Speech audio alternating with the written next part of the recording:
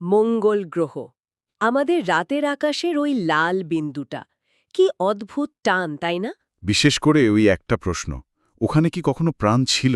ঠিক তাই। নাসার কিউরিওসিটি রোভার তো ঘুরছে মঙ্গলের মাটিতে অনেক দিন ধরেই। আর সম্প্রতি সেখান থেকে কিছু নতুন তথ্য এসেছে, বেশ আলোড়ন ফেলেছে। হ্যাঁ, আলোড়ন তো বটেই। আজ আমরা ওই তথ্যের একটু গভীরে যাব, দেখব ব্যাপারটা কি। আর আলোচনা শুরুর আগে একটা জিনিস ভাবুন তো, পৃথিবী আর মঙ্গল, পাথরের গ্রহ, কাছাকাছি অবস্থান, একসময় হয়তো যমজ ভাইও বলা যেত। হ্যাঁ, হয়তো। কিন্তু আজ দেখুন অবস্থাটা, পৃথিবী প্রাণ প্রাচুর্যে ভরপুর, আর মঙ্গল একটা ঠান্ডা শুকনো মরুভূমি। এই যে বিশাল ফারাক, এটা কেন হলো? এটাই কিন্তু বিজ্ঞানীদের মূল জিজ্ঞাসা। আর কিউরিওসিটির এই নতুন তথ্য সেই উত্তর খুঁজতে সাহায্য করছে। একদম। আচ্ছা, তাহলে আসল আবিষ্কারটা কি? কিউরিওসিটি ঠিক কি খুঁজে পেয়েছে এবার? আমি যা শুনলাম, ওরা নাকি পাথরের স্তরে কার্বনেট খনিজ পেয়েছে। হ্যাঁ, কার্বনেট। এই কার্বনেট জিনিসটা ঠিক কেন এত আলোচনার কেন্দ্রে? এটা কি শুধু বাতাস থেকে কার্বন ডাইঅক্সাইড শুষে নেয় বলে, নাকি আরও কিছু? ব্যাপারটা তার চেয়েও একটু জটিল। হ্যাঁ, কার্বনেট তৈরি হতে কার্বন ডাই অক্সাইড তো লাগেই, কিন্তু সাধারণত এর জন্য জলের উপস্থিতিটা জরুরি। ও, জল! হ্যাঁ, আর কিউরিওসিটি যেখানে এটা পেয়েছে, মানে গেল ক্রেটার, ওই অঞ্চলটা কোটি কোটি বছর আগে একটা বিশাল হ্রদ ছিল বলেই মনে করা হয়। তার মানে শুধু ঘন বাতাস নয়, জলের উপস্থিতিরও প্রমাণ মিলছে। অনেকটা সেরকমই। মানে এই আবিষ্কারটা অতীতের ঘন বায়ুমণ্ডলের পাশাপাশি সেখানে যে একসময় তরল জল ছিল সেই ধারণাটাকে আরও জোরদার করছে। আর জল মানেই তো প্রাণের সম্ভাবনা। হ্যাঁ, প্রাণের সম্ভাবনার দিকে একটা ইঙ্গিত। কিন্তু এখানেই মঙ্গলের গল্পটা পৃথিবীর থেকে বেশ আলাদা হয়ে যায়। এখানে কি ওই কার্বন চক্রের ব্যাপারটা আসছে? আমি পড়ছিলাম একজন গবেষক এডউইন কাইট, উনি বলছিলেন মঙ্গলের আর পৃথিবীর কার্বন চক্র নাকি একেবারে অন্যরকম। একদম ঠিক পয়েন্ট।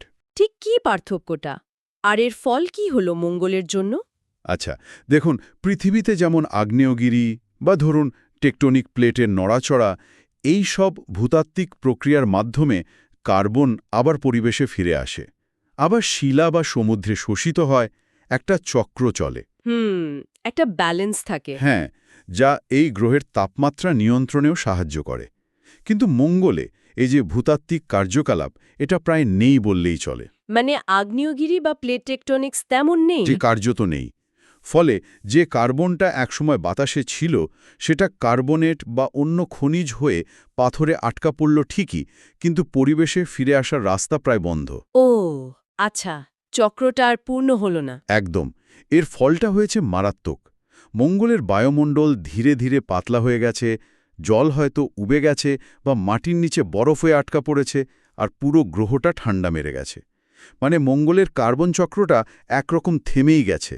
পৃথিবীর জীবন্ত চক্রের ঠিক উল্টো ছবি। তার মানে এই কার্বনেট পাওয়ারের খবরটা একদিকে যেমন পুরনো জলের কথা বলছে, তেমনি এটাও স্পষ্ট করছে যে সেই ভালো দিনগুলো প্রাণের অনুকূল পরিবেশ, সেটা দীর্ঘস্থায়ী ছিল না। হ্যাঁ, অনেকটা তাই। তাহলে কি মঙ্গলে যদি প্রাণের শুরুও হয়ে থাকে, সেটা খুব অল্প সময়ের জন্য? ব্যাপারটা কেমন আশা জাগিয়েও যেন আবার হ্যাঁ, এই দিকটাই বিজ্ঞানীদের সবচেয়ে বেশি ভাবাচ্ছে।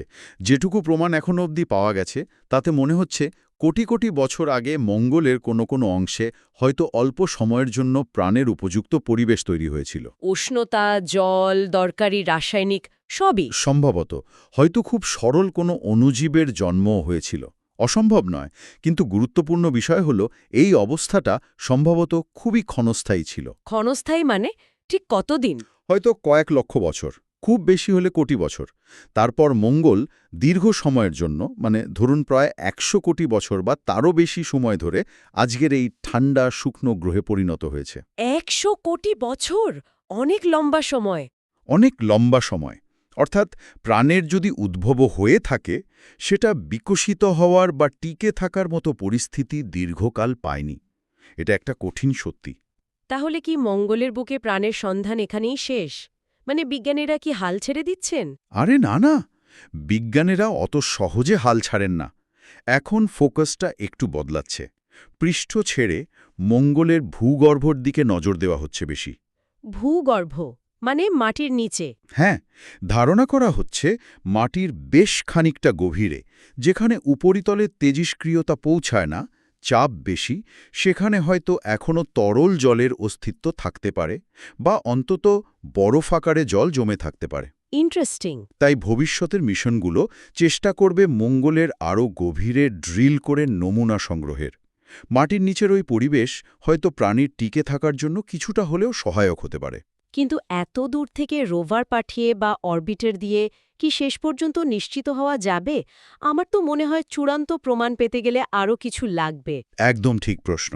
আর সেটাই হলো যাকে বলে স্যাম্পল রিটার্ন মিশন। মঙ্গল থেকে নমুনা ফিরিয়ে আনা, হ্যাঁ, মঙ্গল থেকে মাটি বা পাথর পৃথিবীতে ফিরিয়ে আনা। হ্যাঁ, দেখুন, রোভারগুলো ওখানে অসাধারণ কাজ করছে, দারুণ সব বিশ্লেষণ করছে, কিন্তু পৃথিবীর ল্যাবে যে ধরনের অত্যাধুনিক পরীক্ষা নিরীক্ষা সম্ভব, সেটা তো আর রোভারে সম্ভব নয়। ঠিক।